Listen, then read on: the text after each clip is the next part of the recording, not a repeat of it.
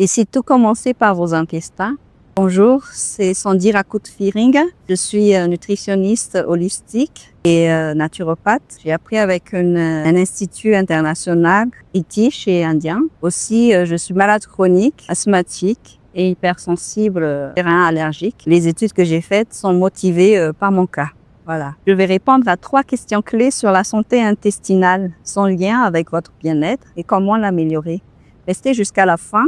Chaque réponse peut tout changer. Comment une personne peut-elle améliorer naturellement sa santé intestinale et pourquoi est-ce important pour la gestion du poids et le bien-être général? Donc, qu'est-ce qu'il faut savoir quand on parle de santé intestinale? Quand on parlait de santé intestinale, on parlait surtout de flore intestinale. Actuellement, on le prénomme microbiote intestinal. On a choisi le mot microbiote parce que nous avons des micro-organismes en nous, au niveau de nos intestins, qui nous aident à digérer les aliments que nous ingérons. Donc, ça peut être des bactéries, des virus, des champignons. Il faut les nourrir correctement pour qu'ils nous aident correctement à digérer, à bien digérer, de un, à bien assimiler les vitamines et aussi également par rapport à l'immunité de chacun. De manière un peu plus simplifiée, on est ce que l'on mange. Ce microbiote intestinal, c'est notre deuxième cerveau. Il a un lien privilégié avec le cerveau. Donc, il y a le microbiote qui va produire les neurotransmetteurs qui vont aller vers votre cerveau pour communiquer les informations nécessaires. Ne mangez pas correctement, le cerveau saura. Donc, il va réagir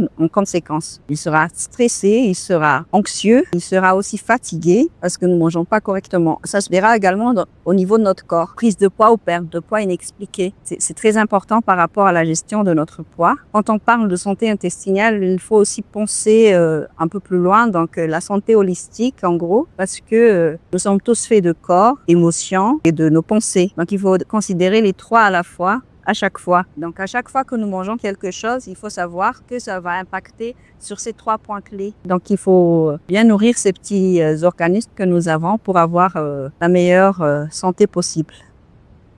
Quels sont les meilleurs aliments riches en probiotiques et prébiotiques et comment les intégrer facilement dans son alimentation quotidienne? Lorsque l'on parle de microbiote intestinal, il faut tout de suite penser aux probiotiques et aux prébiotiques. Les probiotiques, c'est quoi? Ce sont des micro-organismes vivants que nous pouvons trouver dans notre alimentation. Ils vont servir à renforcer l'équilibre du microbiote intestinal, donc de notre santé intestinale. Il va nous aider à bien digérer. Comment trouver les probiotiques? En premier lieu, les probiotiques, on va les trouver dans les aliments fermentés, comme le yaourt, le kéfir pour ceux qui connaissent. La kombucha peut être source de probiotiques également. Dans les choucroutes ou les kimchi qui connaissent les aliments coréens, là. Je vais prendre un exemple. Si vous avez du vinaigre de cidre chez vous, si vous le laissez là très longtemps, il y aura une petite souche en bas, là, au fond. Et le vinaigre de cidre, il n'est pas à jeter là, à ce moment-là. Ce sont des micro-organismes très sains. Si vous le consommez à ce moment-là, le vinaigre de cidre, ce sera très bien pour vous. Donc, il faut l'ingérer de manière à quantité suffisante. Donc, soit vous l'intégrez à votre alimentation, il y a aussi moyen de les intégrer via des capsules ou des gélules qu'on prend comme complément alimentaire. Après, il y a les prébiotiques. Les prébiotiques, c'est quoi? Ce sont des fibres qui vont nous aider à digérer, mais qui n'ont pas été digérés en tant que nourriture. Donc, ils vont nourrir, par contre, les microbiotes que nous avons en nous. Donc, c'est quoi les prébiotiques? On va les trouver dans les aliments pleins de fibres, notamment les légumes secs, et aussi les différents légumes variés. Quand on mange un plat, c'est pas seulement protéines, glucides, il faut penser aussi aux prébiotiques à côté. Il faut avoir un plat coloré, voilà, tout simplement. Comment ça va aider à nous améliorer notre santé en général? Tout simplement, quand on mange de manière diversifiée, ça va recréer l'équilibre du microbiote intestinal qui va se porter au mieux. Si vous êtes quelqu'un qui est plutôt actif, vous n'avez pas vraiment le temps de cuisiner correctement tous les jours. Un jour, vous cuisinez bien, un autre, vous cuisinez mal. Donc, c'est mieux pour vous les capsules, les gélules, les compléments alimentaires, notamment la levure de bière. Je pense qu'on en trouve souvent sous forme de gélules. La levure de bière, c'est une probiotique. Il faut voir aussi, faut choisir la levure de bière non active, plein de nutriments, mais c'est pas un probiotique à proprement parler. Voilà, en gros, comment intégrer les probiotiques et les prébiotiques dans son alimentation et à juste dose selon le poids de chacun, selon le mode de vie de chacun. Voilà. Quels symptômes peuvent indiquer un déséquilibre au niveau de la santé intestinale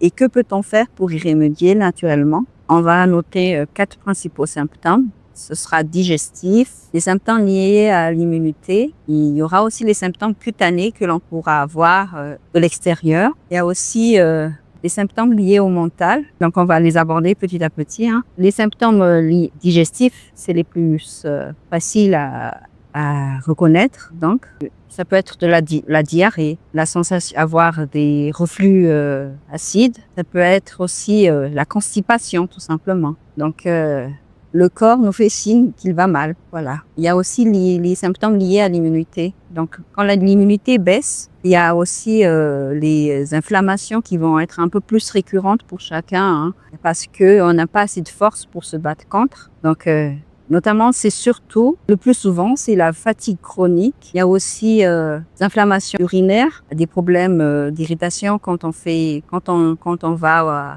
uriner, mais le plus souvent, les inflammations urinaires sont liées à un problème de microbiote intestinal. C'est vraiment lié à ce qu'on mange. Donc, il y a aussi les symptômes cutanés. Vous me voyez, là, j'ai des boutons. Donc, mais moi, je sais comment faire pour ne plus les avoir parce que j'ai l'habitude. Je prends des médicaments, j'ai plus de boutons que d'autres. Mais les gens qui prennent rien et qui ont des boutons, qui prennent pas de corticoïdes ni rien et qui ont des boutons, c'est pas normal du tout. Donc, il faut réagir. À un certain âge, on n'est plus sujette à des acnés juvéniles. Donc, il faut réagir quand on a des eczémas inexpliqués ou d'autres petites éruptions, des rougeurs, des plaques.